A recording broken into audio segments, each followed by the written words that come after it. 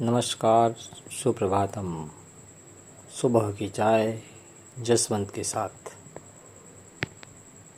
દિવસની અંદર 450 રૂપિયા કમાનારી એક સ્ત્રી અને એની દીકરી એને એમ કહે છે કે મમ્મી મને કોમ્પ્યુટર લઈ આપને. તો દીકરીને માં શું કે ખબર, બેટા આપણો દિવસનો પગાર 450 રૂપિયા છે, આમાં કોમ્પ્યુટર નો આવે.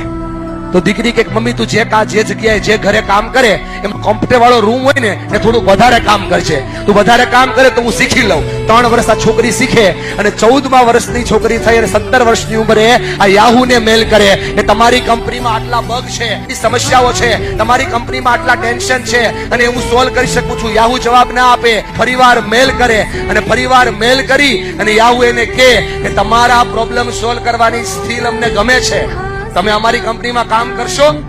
22 વર્ષની ઉંમરે આ છોકરી યાહૂ જોઈન કરે, 23 વર્ષની ઉંમરે ટીમ લીડર બને અને 24 વર્ષની ઉંમરે આ છોકરી યાહૂની સીઈઓ બને.